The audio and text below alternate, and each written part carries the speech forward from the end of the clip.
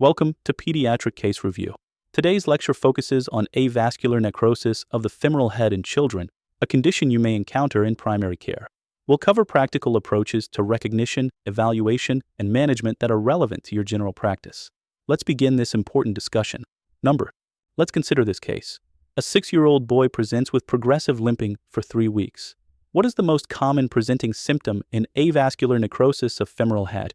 Is it A, knee pain, B, hip pain, C, painless limp, or D, fever and malaise? Think about your answer before we continue. The correct answer is B, hip pain. This is the cardinal symptom of femoral head avascular necrosis in children. The pain typically has a gradual onset and worsens with activity. Importantly, up to 30% of children may present with referred pain to the knee, which can lead to delayed diagnosis. This referred pain pattern occurs due to shared nerve pathways along the obturator nerve. Here's our next clinical scenario. A 4-year-old girl is brought to your clinic because she's refusing to walk. Which age group is most commonly affected by leg calf Perdis disease? Is it A, 2 to 3 years, B, 4 to 8 years, C, 9 to 12 years, or D, 13 to 16 years? The correct answer is B, 4 to 8 years. Leg calf Perdis disease, a form of avascular necrosis, most commonly affects children between 4 and 8 years of age. There is a strong male predominance with a 4 to 1 male to female ratio. It's important to note that bilateral involvement occurs in 10 to 20% of cases, though it's often asynchronous. Let's examine this case of a 7-year-old with hip pain and limited movement. Which physical examination finding is most specific for avascular necrosis of femoral head? Is it A, limited internal rotation, B, shortened limb, C, positive Trendelenburg sign, or D, antalgic gait? The correct answer is A, limited internal rotation. This is typically the earliest and most specific physical examination finding in avascular necrosis of the femoral head. This limitation often precedes radiographic changes and may be subtle in early disease. Always compare with the unaffected side to detect these differences. Limited abduction may also be present but is less specific. Consider this 6-year-old boy with hip pain and thigh muscle atrophy. What is the characteristic gait pattern in established avascular necrosis? Is it A, scissoring gait, B, waddling gait, C, antalgic gait, or D, high-stepping gait? The correct answer is C, antalgic gait. Children with avascular necrosis typically develop an antalgic or painful gait, characterized by a shortened stance phase on the affected side to minimize weight bearing. In later stages, particularly with hip abductor weakness, a Trendelenburg gait may develop. Thigh muscle atrophy is common in chronic disease due to disuse. Let's examine the underlying mechanisms. Which pathophysiologic sequence best describes avascular necrosis of femoral head? Is it A, inflammation leading to bone destruction leading to deformity, B, vascular interruption leading to bone death leading to remodeling, C, infection leading to abscess formation leading to bone collapse, or D, trauma leading to fracture leading to malunion? The correct answer is B, vascular interruption leading to bone death leading to remodeling. The fundamental process in avascular necrosis is the interruption of blood supply to the femoral epiphysis. This causes bone infarction and subsequent necrosis. The healing process involves 3 phases: necrosis, revascularization with bone resorption, and bone formation with remodeling. The outcome depends largely on the extent of involvement and age at onset. Here's a case of a 5-year-old with limp and limited hip motion. Which imaging modality is the first line for suspected avascular necrosis?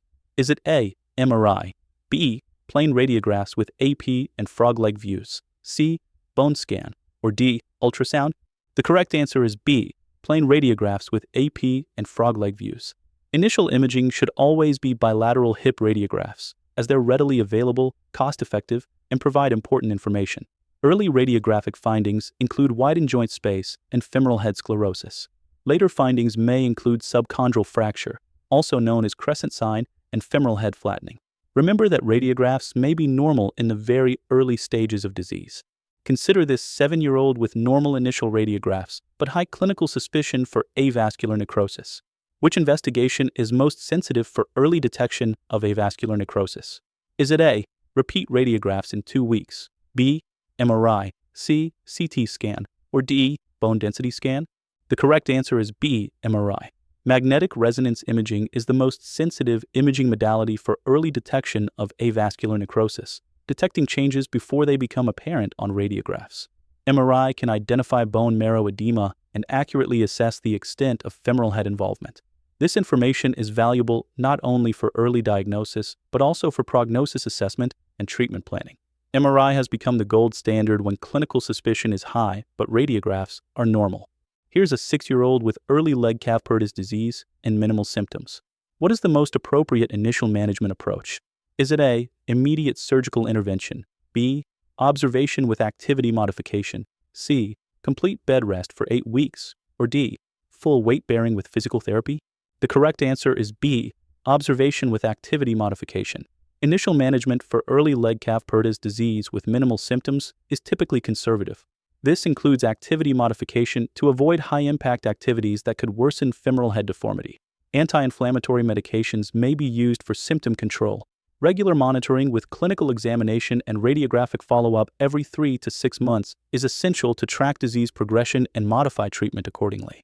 Consider this 8-year-old with advanced disease and femoral head subluxation. Which containment method is considered when conservative management fails? Is it A, bracing with Scottish Rite orthosis, B, femoral or pelvic osteotomy, C, total hip arthroplasty, or D, poor decompression? The correct answer is B, femoral or pelvic osteotomy.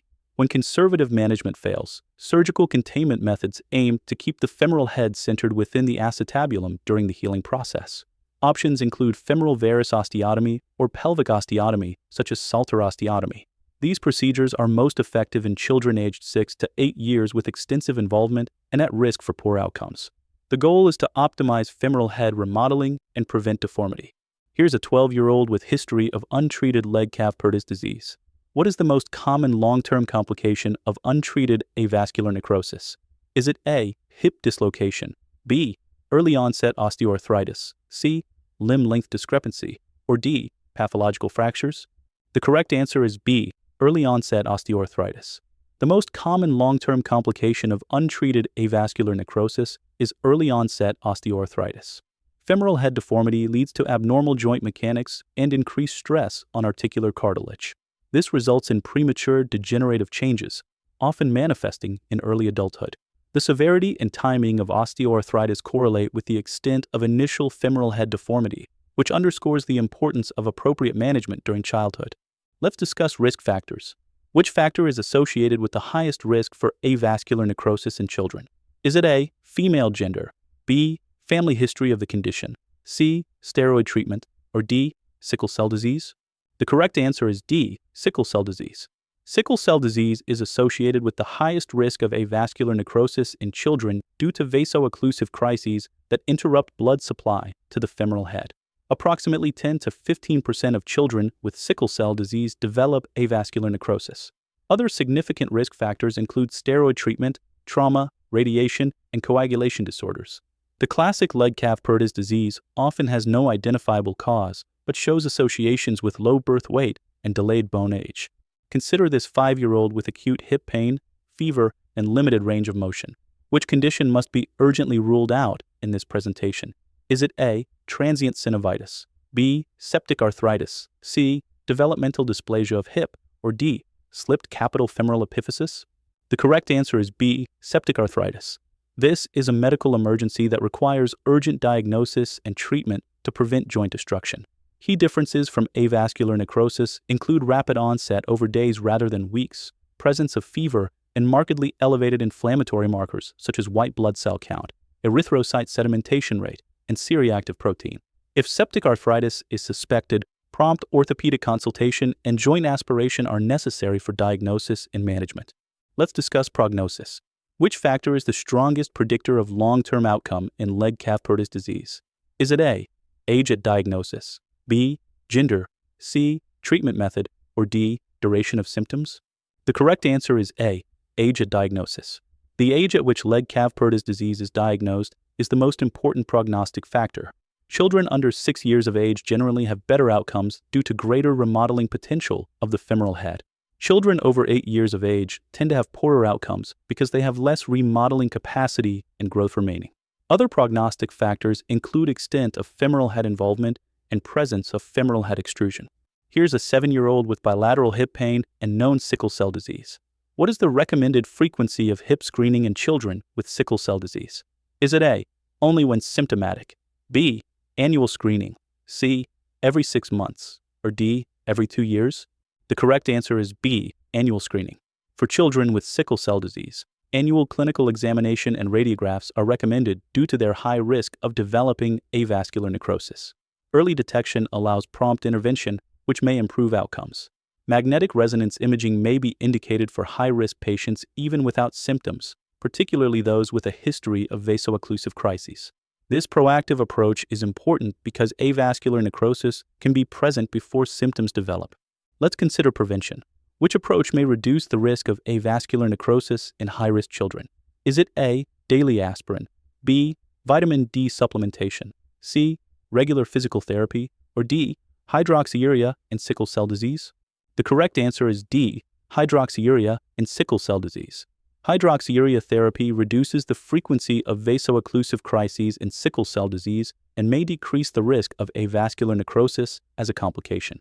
For children on chronic steroid therapy, minimizing exposure when possible and considering bone protective agents may reduce risk.